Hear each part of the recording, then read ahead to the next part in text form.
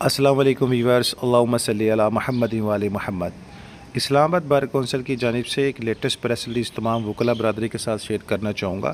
جو کہ 1 جون 2025 کو جاری کی گئی ہے۔ اس پریس ریلیز کے مطابق اسلام آباد بار کونسل کے معزز وائس چیئرمین جناب نصیر احمد کیانی اور بار کونسل کے تمام اراکین بورے والا میں پیش آنے والے افسوسناک واقعے کے شدید ترین الفاظ میں مذمت کرتے ہیں۔ اس واقعے میں پولیس کی جانب سے وکلاء پر طاقت کا غیر قانونی استعمال بخصوص ایک خاتون وکلا کے ساتھ ناروا اور پرتشدد سلوک نہایت شرمناک، غیر آئینی اور ناقابل قبول ہے۔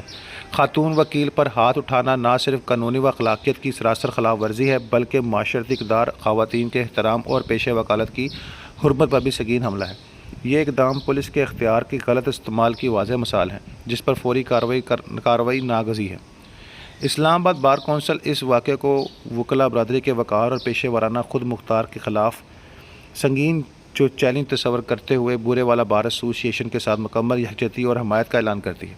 ہم حکومت وقت اور متعلقہ اعلیٰ حکام سے پرزور مطالبہ کرتے ہیں کہ تمام گرفتار وکلاء کو فوری رہا کیا جائے، واقعے کی شفاف اور غیر جانبدار اور اعلیٰ سطح انکوائری کی جائے